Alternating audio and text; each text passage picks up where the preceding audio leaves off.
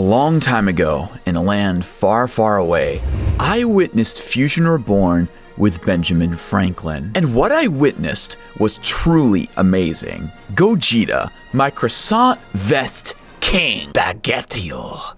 Yeah. This man is the true representation of what it means to be cool. He was so cool, in fact, that he beat everyone's ass in Budokai when he was a kid, and low-key, no one wanted to play with him because they had a severe skill issue.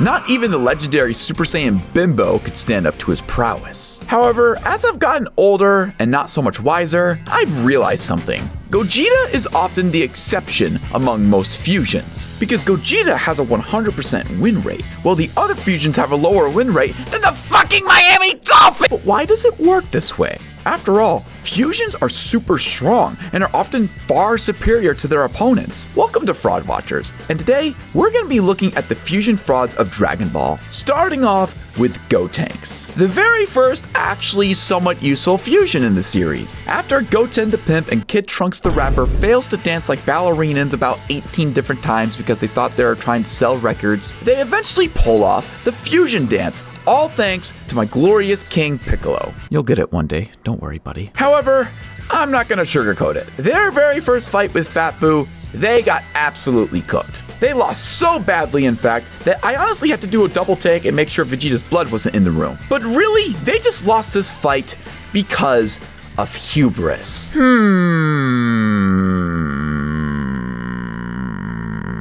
But anyway, they locked the fuck in, grinded in the lab, and eventually were strong enough to take on Super Buu because Fat Buu is no longer a thing. And he honestly put on a pretty great performance here, I will not lie. He busted out some solid moves like the Kamikaze attack, along with a bunch of other moves I'd never see him do again. Not to mention that he is the second person to ever achieve Super Saiyan 3. I already know Vegeta was malding when he saw that shit from the Hell Ball. The fight goes something like this. Gotenks starts off the fight actively fucking around and actively finding out. He is basically so pissed about the bad that Buu has done that he decided that the best way to defeat him is to do it in the most dramatic way possible. My brother, are you serious right meow? I think this shit might actually just be genetic because, well, we all know what happens to Gohan later. And that's not even mentioning that literally in the last arc, like 7 years ago, Gohan made this exact same mistake, which caused his dad to fucking die.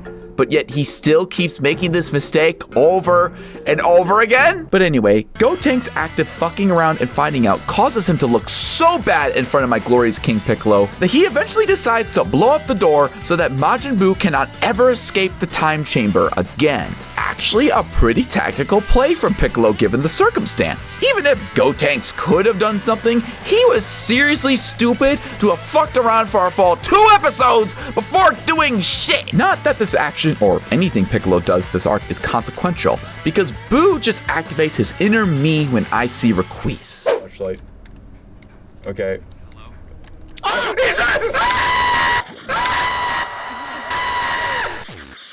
And this manly scream causes an entire portal to open up to the overworld. And as a result, Majin Buu ends up eating literally everyone. It is at this point that Gotenks finally decides to lock the fuck in and actually start putting some paws on Buu. And for a moment, it actually looks like he's got Buu on the ropes. Unfortunately, the best he can do is somewhat match Buu, and not even much else given that he's literally indestructible. And eventually, he loses Super Saiyan 3 and defuses. Even though they lost this fight, I can at least appreciate that their creativity as a fusion allowed them to put up a decent fight at such a young age. It's unfortunate that this would end up being the literal last productive thing that they would ever do in the series, because as soon as they are introduced, they are basically thrown to the sidelines just as quickly. Gotenks shows up in Battle of Gods, but is rendered down to basically nothing more than some regular Z fighter who gets one-shot by Beerus. I mean, somewhat understandable given that it's literally Beerus, but this doesn't change for any other saga, because in the Resurrection F arc,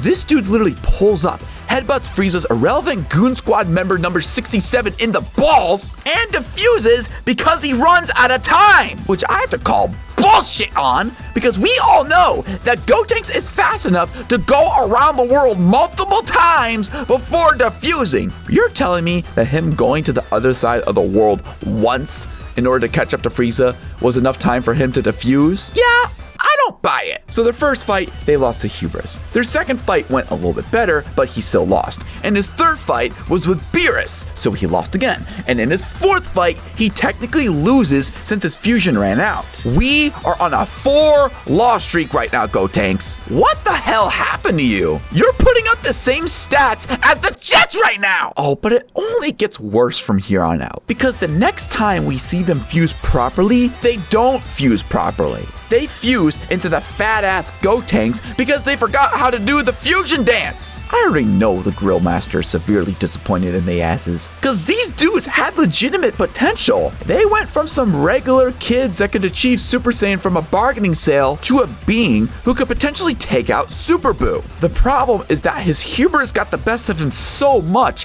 that despite being on a 4 losing streak with 0 wins, he is still cocky as all hell. On top of that, he doesn't even train. Like, if Goten and Trunks continued their training after the Majin Buu arc, I honestly think things would have been way different for them. But they don't. They just sit on their hands all day until they need to flex for the Huzz. But at the same time, I cannot clown on them as frauds too much, because at the end of the day, they are still kids. However, the same cannot be said about Vegito, because this man is the literal embodiment of hubris overload. He is the Vegeta ass-beating badass, the aura farmer, the boo, check out my new earrings asshole, and a fit that literally just shifted the hue on Goku's fit and added Vegeta's gloves and boots, which are probably the most useless pieces of fighting gear in all of Dragon Ball if we're being completely honest here. But enough toasting this already burnt character.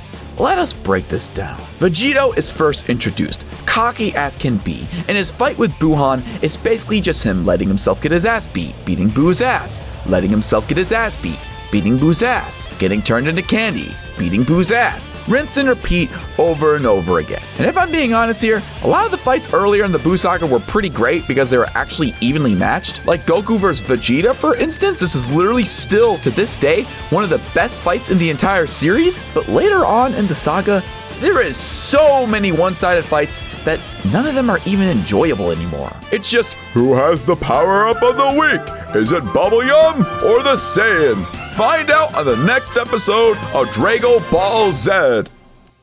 But anyway, to cut a long story short, Vegito purposely lets himself get absorbed by Buuhan so that he can go inside of his body, pause, and retrieve his son's Mega Paws! And first of all, this is completely reckless. You do not go inside the body of a dude that you just met 20 minutes ago, because you don't know what's gonna happen. And secondly, it is completely unnecessary. Like, you could have just used the Dragon Balls to wish your friends back like usual, or you could have had Shenron transport them out of Buu's body. But no! This time, you decide to do things the conventional way by doing them as non-conventional as possible. And you know what happens?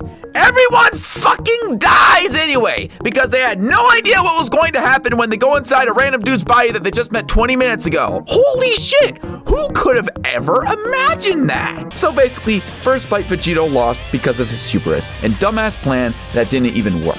But how about his second appearance against Zamasu? Well, surprisingly, I actually have to give Vegito some credit here. Because sure, he does have his moments of taunting Zamasu and being cocky and letting himself get at least partially punched around for show, but it isn't nearly as bad as in the Majin Buu saga. Because after this, Vegito actually locks in and tries to finish off Zamasu as soon as possible. Unfortunately, he couldn't actually do much given Zamasu's creative mode status, and he defuses prematurely because of Super Saiyan Blue using a lot of Blue Chew, which is a proud sponsor of today's video! This totally won't be a common occurrence, by the way. Overall, Vegito appeared on screen twice and lost both times. But he is at least somewhat competent and has the potential to actually redeem himself as long as he doesn't let his hubris take over like the plague. Speaking of hubris taking over like the plague, I didn't know Vegito got reincarnated into GT, because there is no way this absolute faker is my glorious King Gogeta. Okay, look, the fit goes hard,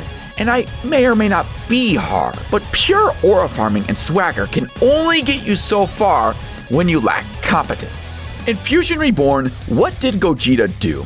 He got the job done. He kicked Janemba's shit in and finished him off as soon as possible, nice and clean. Call him the hand sanitizer. But how about Broly? Honestly, no exception. Basically the same thing. Broly was just a lot tankier than Janemba, so it simply took Gogeta a lot longer to take him out. You cannot say that Gogeta wasn't trying though. Bro literally unloaded the entire kit on Broly and had a big smile while doing it. He rained hellfire on Broly, sent him to another dimension, took some notes from Goku with whatever this Beyblade-ass spinning kick is, released the Janemba Death Ball, used the Soul Punisher, and finally was going to end the fight with a Kamehameha before Broly got transported to his baby crib. Broly was an absolute tank, but Gogeta was not playing around either. Gogeta, my Josh Allen king. I'm neither Goku or Vegeta. I am Josh Allen. It's over, Patrick Mahomes. I come for you. This feels oddly familiar. Now the real fight begins.